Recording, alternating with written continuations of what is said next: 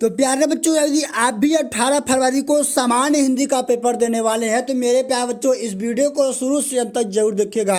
प्यारे बच्चों, इस वीडियो में हम सब क्लास 12 के लिए प्यारे बच्चों एक सामान्य हिंदी के वायरल पेपर का डिस्कशन करने वाले हैं। मेरे प्यारे बच्चों, सेम ऐसा ही पेपर आप सभी को बोर्ड एग्जाम में 18 फरवरी को देखने को मिलेगा।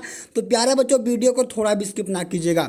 यहाँ पर देखिए जो पेपर का कोड है प्यारे बच्चों 302 DQ है। और प्यारे बच्चों, आप सभी का जो पूर्णांक होगा वो 100 नंबर का होगा। और आप सभी को जो समय मिलेगा बोर्ड एग्जाम वो 3 घंटे 15 मिनट मिलेगा। प्यारे बच्चों, यहाँ पर देखिए जो आपको यहाँ पर अपना अनुक्रमांक और यहाँ पर आप सभी को अपना नाम दर्ज करना होगा। ठीक है प्यारे बच्चों, यहाँ पर देखिए क्या है, निर्देश में क्या करा है कि प्रारंभ के 15 मिनट परीक्षार्थियों को प्रश्न पत्र पढ़ने के लिए निर्धारित है। और दूसरा है कि इस प्रश्न पत्र में 2 खंड हैं और दोनों खंडों के सही प्रश्नों का उत्तर देना आवश्यक है। प्यारे बच्चों, अब देखिए यहाँ पर पहला क्वेश्चन क्या करा है, खंड क में कहा है कि वासुदेव शरण अग्रवाल की कृति कौन सा है। तो प्यारे बच्चों, यहाँ जो माता भूमि है ये प्यारे बच्चों जो है ये वासुदेव शरण अग्रवाल की कृति है, जो कि एक निबंध विधा की रचना है। और प्यारे बच्चों बात करें आखिरी चट्टान मोहन राकेश का है, आधा अधूरे ये भी मोहन राकेश का है। और यहाँ पर प्यारे बच्चों जो मेरी असफलताएं हैं ये प्यारे बच्चों बाबू गुलाब राय की एक आत्मकथा है। तो प्यारे बच्चों ध्यान रखिएगा, ये सारे क्वेश्चन आपके बोर्ड एग्जाम के लिए प्यारे बच्चों बहुत इंपॉर्टेंट है। अब प्यारे बच्चों यहाँ पर अगला क्वेश्चन है ख वाला, कर रहा है कि निम्नलिखित में से हजारी प्रसाद द्विवेदी की रचना नहीं है। तो मेरे प्यारे बच्चों यहाँ पर जो हिंदी साहित्य की भूमिका है ये भी क्या है, हजारी प्रसाद द्विवेदी की है। और विचार विचार और वितर्क ये भी हजारी प्रसाद द्विवेदी का है। साहित्य का मर्म ये भी हजारी प्रसाद द्विवेदी का है। लेकिन प्यारे बच्चों यहाँ जो बिल्लेश्वर प्रक्रिया है ये प्यारे बच्चों किसकी रचना है, अमरकांत जी की रचना है। तो यहाँ पर जो हजारी प्रसाद द्विवेदी की रचना नहीं है ये क्या है प्यारे बच्चों, यहाँ पर ऑप्शन नंबर 3 है। मेरे प्यारे बच्चों एक क्वेश्चन से मैं आप सभी का प्यारे बच्चों 4 MCQ तैयार करवा रहा हूँ। प्यारे बच्चों यदि आप इस चैनल पर नए चैनल को सब्सक्राइब जरूर कर लीजिएगा। प्यारे बच्चों आपके लिए बहुत मेहनत हो रहा है। तो प्यारे बच्चों यहाँ पर देखिए क्या है, ग वाला क्वेश्चन करा है कि निम्नलिखित में से प्रोफेसर जी सुंदर रेड्डी की रचना कौन सा है। तो यहाँ पर देखिए मेरे विचार जो है ये प्रोफेसर जी सुंदर रेड्डी की रचना है। ठीक है, और यहाँ पर सूरज का सतवा जो है प्यारे बच्चों ये धर्मवीर भारती का है। ठीक है, इस तरीके से आप सभी को इसका आंसर आप सभी को लिखना होगा। ठीक है, अब देखिए यहाँ पर आगे क्या करा है कि अग्नि की उड़ान पुस्तक के रचनाकार कौन है। तो मेरे प्यारे बच्चों अग्नि की उड़ान जो पुस्तक है वो प्यारे बच्चों किसकी रचना है, डॉक्टर APJ अब्दुल कलाम की है। किसकी रचना है, डॉक्टर APJ अब्दुल कलाम की रचना है। प्यारे बच्चों इसी तरीके से देखिए अगला क्वेश्चन क्या करा है कि फणीश्वरनाथ रेणु की जो ठुमरी है वो किस विधा पर आधारित है। तो मेरे प्यारे बच्चों ध्यान रखिएगा जो ठुमरी है ये फणीश्वरनाथ रेणु की एक कहानी विधा की रचना है। तो ऑप्शन नंबर इसका 3 क्या हो गया प्यारे बच्चों, राइट आंसर होगा। इसी तरीके से प्यारे बच्चों अब देखिए यहाँ पर अगला क्वेश्चन कर रहा है कि रस कलश किसकी रचना है। क्या कर रहा है कि रस कलश किसकी रचना है। तो प्यारे बच्चों जो रस कलश है अयोध्या सिंह उपाध्याय हरिऔध का है।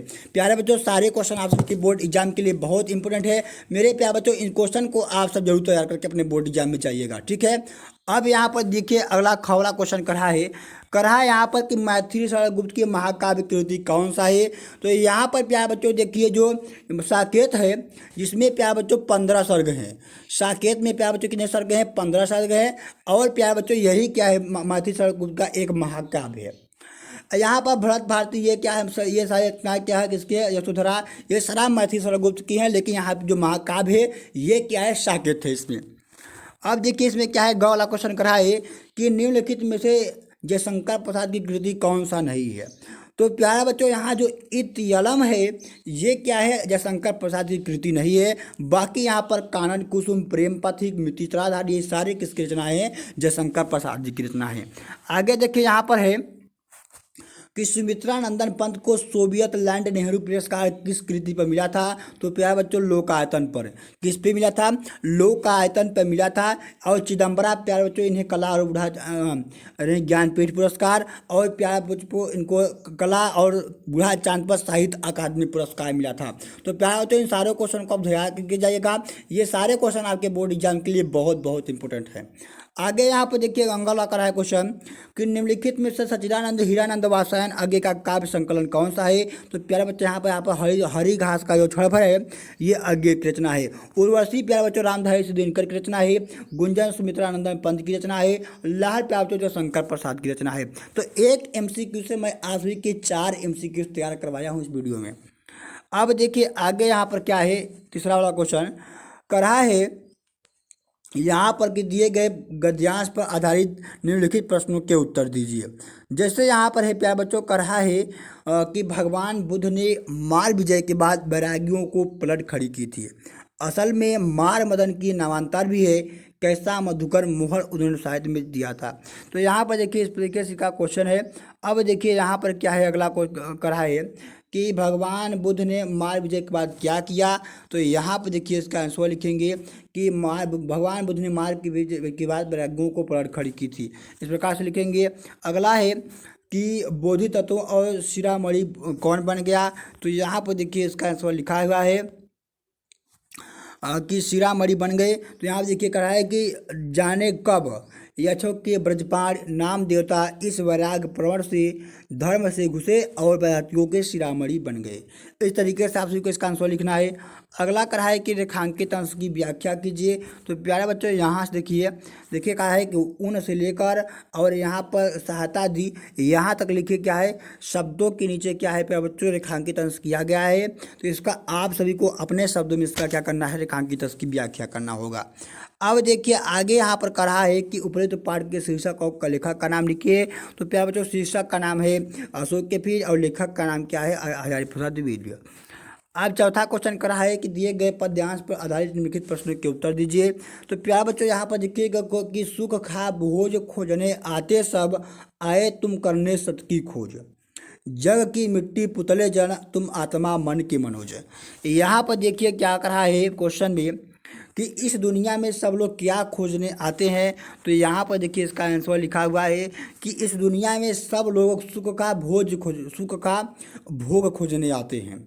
ठीक है, इसका आंसर को इसलिए लिखना है। अगला है कि बापू ने पशुता का पंकज क्यों बना दिया। तो यहाँ पर लिखेंगे कि जड़ता अहिंसा स्पर्धा से बर और चिंता अहिंसा अम्र की ओज से जो बापू हैं वो पशुता का पंकज बना दिया। इस तरीके से आप सभी को इसका आंसर लिखना होगा। अगला देखिए यहाँ पर क्या है, रेखांकित अंश की स्पर्धा। स्पर्धा का मतलब होती है प्यारे बच्चों की बराबरी। स्पर्धा का मतलब क्या होती है, तनाव। और अहिंसा का मतलब होता है अच्छे से काम करना। ठीक है, इस प्रकार रेखांकित अंश की व्याख्या कर देना है। कहा है कि उपरोक्त पाठ से संबंधित कविता का नाम प्यारे बच्चों बापू के प्रति है और रचयिता के नाम प्यारे बच्चों यहाँ पर सुमित्रानंदन पंत जी हैं। तो इस प्रकार से आपसे कुछ का आंसर लिखना होगा। अब देखिए यहाँ पर पांचवा का वाला क्वेश्चन कर रहा है कि निम्नलिखित में से किसी एक लेखक का साहित्यिक परिचय देते हुए उनकी प्रमुख काव्य कृतियों का उल्लेख कीजिए। प्यारे बच्चों यहाँ पर वासुदेव सरल अग्रवाल जी हैं, हजारी प्रसाद द्विवेदी जी हैं और डॉक्टर APJ अब्दुल कलाम जी हैं। यदि देखिए तैयार किए हैं तो कोई दिक्कत नहीं है, बहुत अच्छी बात है।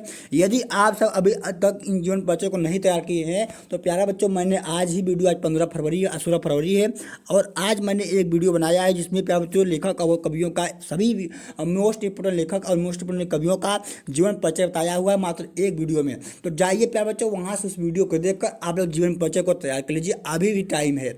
ठीक है, तो इस तरीके से आप को इसका आंसर लिखना होगा। अब देखिए यहाँ पर ख वाला क्वेश्चन कर रहा है। यहाँ पर कहा है कि निम्नलिखित में से किसी एक कवि का साहित्यिक परिचय देते हुए उनकी प्रमुख कृतियों का उल्लेख कीजिए। यहाँ पर देखिए माथुर सरल गुप्त जी हैं, महादेवी वर्मा जी हैं और सच्चिदानंद हीरानंद वात्स्यायन अज्ञे जी हैं। तो प्यारे बच्चों यहाँ पर देखिए आप सभी को तीनों कवियों का यहाँ पर जीवन परिचय या साहित्यिक परिचय तैयार करके जाना है। अब देखिए अगला क्वेश्चन छठवां वाला कर रहा है कि पंचलाइड अथवा बहादुर कहानी का सारांश लिखिए। और प्यारे बच्चों यहाँ पर कर रहा है अथवा में कि ध्रुव यात्रा अथवा बहादुर कहानी का अर्थ लिखिए। तो प्यारे बच्चों मैंने एक ही वीडियो में पंचलाइड, बहादुर और प्यारे बच्चों ध्रुव यात्रा और लाठी 4 कहानियों को मेरे प्यारे बच्चों एक वीडियो में कंप्लीट करा है, जाइए वहाँ से भी इस वीडियो को देख लीजिए। अब देखिए 7वां क्वेश्चन क्या कर रहा है कि स्वपठित खंडकाव्य के आधार पर किसी एक खंडकाव्य के एक प्रश्न का उत्तर दीजिए। तो मेरे प्यारे बच्चों देखिए आपके इलाके में जो भी खंडकाव्य चलता होगा आप सभी को उसका आंसर लिख कर आना होगा। ठीक है, यहाँ पर देखिए आगे क्वेश्चन है प्यारे बच्चों कर रहा है खंड ख में करा है कि दिए गए संस्कृत गद्यांशों में से किसी एक का सशंद्र हिंदी में अनुवाद कीजिए। जैसे कि संस्कृत साहित्यम सरसम व्याकरणम सुनिश्चितम तस्य गद्य च ललित्यम भाववर्धनम अद्वितीय श्रुति मार्ग वर्तते। जैसे यहाँ पर है कि संस्कृत का साहित्य सरस, मधुर और व्याकरण सुनिश्चित है। इसके गद्य और पद में ललित भाव को बोध करने वाली अद्वितीय क्षमता है। अधिक क्या कहा जाए, चरित्र निर्माण के लिए जैसी सत प्रेरणा संस्कृत साहित्य देती है वैसा अन्य साहित्य नहीं देती है। मूलभूत मानवीय गुणों जैसी सत विवेचना संस्कृत साहित्य में मिलता है वैसा अन्य कहीं नहीं। दया, दान, शौचम, औदार्यम, अनसूया, क्षमा आदि के अनेक गुण इस साहित्य के अनुशीलन से सजानती माने प्राप्त होते हैं। तो इस तरीके से क्या करना है, आप सभी को इसका आंसर लिखना होगा, हिंदी में अनुवाद करना होगा और संदर्भ लिखेंगे। देखिए जो गद्यांश है ये संस्कृत भाषा यहाँ महत्वपूर्ण पाठ से लिया गया है। तो प्यारे बच्चों आप लिखेंगे इसका संदर्भ कि प्रस्तुत संस्कृत गद्यांश हमारे पाठ्यपुस्तक हिंदी के संस्कृत खंड में संकलित संस्कृत भाषा यहाँ महत्वपूर्ण नामक शीर्षक से लिया गया है। इस तरीके से आप सभी को अथवा वाले क्वेश्चन को भी आंसर देना होगा। अब देखिए यहाँ पर ख वाला क्वेश्चन कराए कि निम्नलिखित पद्यांशों में से किसी एक का शब्द हिंदी में अनुवाद कीजिए। जैसे यहाँ पर है कि न चौर्हार्यम न च राजहार्यम न भ्रातो भाज्यम न च भारकारी व्यय कृते वर्ते नित्यम विद्याधनम सर्वधनम प्रधानम। इसका देखिए यहाँ पर अनुवाद नीचे से लिखेंगे कि विद्याधन सभी धनों में प्रधान है, न चोर इसे चुरा सकता है और न राजा इसे छीन सकता है, न भाई इसे बांट सकता है और न यह किसी को भारी पड़ता है। व्यय माने व्यय कृत्य माने व्यय करने से वर्धते नित्य माने यह लगातार बढ़ता रहता है। यानी लिखेंगे कि विद्या सभी धनों में प्रधान है, न चोर इसे चुरा सकता है, न राजा इसे छीन सकता है, न भाई इसे बांट सकता है और न किसी को भारी यह पड़ता है। इसे व्यय या यानी व्यय करने से यह प्रतिदिन बढ़ता ही रहता है, इसलिए विद्याधन सभी धनों में प्रधान है। इस प्रकार से आपको इसका हिंदी में अनुवाद करना है। अब प्यारे बच्चों इसका लिखेंगे संदर्भ। तो प्यारे बच्चों ये जो पद्यांश है ये सुभाषित रत्नान से लिया गया है। तो उससे लिखेंगे कि प्रस्तुत संस्कृत गद्य पद्यांश हमारी पाठ्य पुस्तक हिंदी के संस्कृत खंड में संकलित सुभाषित रत्नान शीर्षक से लिया गया है। इस तरीके से क्या करना है, आप सभी को इसका संदर्भ लिखना होगा। 9वां क्वेश्चन है प्यारे बच्चों यहाँ पर कि निम्नलिखित मुहावरों और लोकोक्तियों में से किसी एक का अर्थ लिखकर वाक्य में प्रयोग कीजिए। जैसे यहाँ पर है कि आमों के आम गुठलियों के दाम। तो आमों के आम गुठलियों के दाम का मतलब होता है कि एक साथ दो फायदे। पानी पानी हो जाना मतलब कि लज्जित हो जाना। अधजड़ गगरी छलकत जाए मतलब आधा ज्ञान होने पर बहुत ज़्यादा हाव भाव हो जाना। ठीक है, इस तरीके से आप सभी को इसका अर्थ लिखना होगा। 10वां क्वेश्चन है कि अपठित गद्यांश उत्तर से है। तो प्यारे बच्चों आपके बोर्ड एग्जाम में एक अपठित गद्यांश दिया जाएगा जो कि बहुत आसान होता है और उस पर देखिए 3 क्वेश्चन होंगे। 2 क्वेश्चन 2 नंबर का होगी, 2 नंबर का, और 1 क्वेश्चन 1 नंबर का होगा। तो प्यारे बच्चों वो क्वेश्चन का जो आंसर है उसी गद्यांश में पढ़ने को मिलता है, जिस प्रकार आप सभी को आपके चैप्टर में गद्यांश दिया रहता है। ठीक है, अब देखिए 11वां क्वेश्चन करा है कि निम्नलिखित शब्द युगों का सही अर्थ चयन करके लिखिए। जैसे है कि अविराम और अभिराम। तो अविराम का मतलब होता है कि बिना रुके यानी लगातार, और अभिराम का मतलब होता है सुंदर। तो ऑप्शन नंबर 6 इसका क्या होगा, राइट आंसर होगा। ठीक है, इसी तरीके से यहाँ पर दूसरा है कि जलद और जलधि। देखिए जलद का मतलब होता है बादल और जलधि का मतलब क्या होता है, समुद्र। तो ऑप्शन नंबर अ यहाँ पर क्या होगा प्यारे बच्चों, इसका राइट आंसर होगा। इसी तरीके से यहाँ पर देखिए अगला है ख वाला कि निम्नलिखित शब्दों में से किसी एक शब्द के 2 सही अर्थों का सही अर्थ लिखिए। जैसे यहाँ पर है मित्र। तो मित्र का अर्थ को 2 अर्थ लिखना होगा। लिखेंगे जैसे मित्र का मतलब हो गया कि सहयोगी हो गया, दोस्त हो गया, सहपाठी हो गया। ये क्या हो गया, मित्र का क्या संधि विच्छेद हो यानी अर्थ हो गया, यानी अर्थी शब्द हो गया।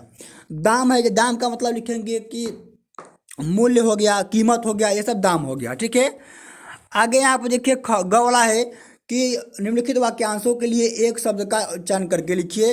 जैसे यहाँ पर जो ईश्वर में विश्वास करता है उसे क्या कहते हैं, आस्तिक कहते हैं। जो इसमें विश्वास नहीं रखता है उसे नास्तिक करते हैं। जो प्यार बच्चों गलत करने के लिए हट करे उसे कृतज्ञ कहते हैं। अब देखिए यहाँ पर है जो गलत कार्य करने के लिए हट करे उसे क्या कहते हैं, दुराग्रही करते हैं। ठीक है, अब देखिए आगे है कि निम्नलिखित में से किन्हीं 2 वाक्यों को शुद्ध करके लिखिए। जैसे है कि ये देखिए 4 यहाँ पर दिया गया है, चारों में से किसी दो को क्या करना है, उसी को अपने शब्दों में इसको शुद्ध करके लिख देना है। प्यारे बच्चों 12वां क्वेश्चन है आपसे का रस छंद अलंकार संबंधित है। तो मेरे प्यारे बच्चों रस छंद अलंकार का भी मैंने एक वीडियो बनाकर रखा है, जाइए प्यारे बच्चों वहाँ से रस छंद अलंकार को आप सब तैयार कर लीजिए। 13वां क्वेश्चन यहाँ पर है प्यारे बच्चों, कर रहा है यहाँ पर क्या कर रहा है 13 वाला क्वेश्चन कि कृषि यंत्रों की दुकान खोलने के लिए किसी बैंक शाखा प्रबंधक को एक आवेदन पत्र लिखिए जिसमें ऋण की मांग की गई हो। या फिर अथवा में कह रहा है कि नैतिक लिपिक के पद पर अपने नियुक्ति के लिए किसी विद्यालय प्रबंधक को एक आवेदन पत्र लिखिए। तो ये दोनों पत्रों को आप सभी को तैयार करके जाना है प्यारे बच्चों। यही दो देखिए फेमस हैं और यही समान हिंदी में पूछे भी जाते हैं। अब देखिए यहाँ पर क्या है 14 वाला क्वेश्चन करा है कि निम्नलिखित विषयों में से किसी एक विषय पर अपनी भाषा शैली में निबंध लिखिए। अपनी भाषा शैली का मतलब है कि अपने शब्दों में इसको क्या करना है, इसका निबंध लिखना है, कोई रटने की ज़रूरत नहीं है। देखिए निबंध तैयार करने का सबसे बेस्ट ट्रिक यही है कि आप लोग यहाँ पर देखिए जितने निबंध हैं सभी निबंधों का क्वेश्चन बैंक हो या फिर कहीं से भी आप सब इस निबंधों का हेडिंग तैयार कर लीजिए और एक बार सभी निबंधों को पढ़ लीजिए और प्यारे बच्चों अपने शब्दों में हेडिंग बना कर लिख कर आ जाना है 2 से 3 पेज में। मेरे प्यारे बच्चों 9 नंबर आप सभी को पूरा एग्जामिनर देगा। तो प्यारे बच्चों इस तरीके से आप सभी को पूरे पेपर का आंसर करके जाना है। इस पेपर का PDF यदि आप डाउनलोड करना चाहते हैं तो आप मेरे टेलीग्राम चैनल पर जाइए। कहाँ? टेलीग्राम चैनल पर जाइए और वहाँ पर प्यारे बच्चों मैंने इस पेपर का PDF अपलोड कर दिया है, जाइए डाउनलोड करके पूरे PDF को पूरे पेपर का सलूशन कर लीजिए। तो प्यारे बच्चों मिलता हूँ अगली वीडियो में एक नए टॉपिक के साथ और ध्यान रखिए यदि आप इस चैनल पर नए चैनल को सब्सक्राइब जरूर कर लीजिएगा।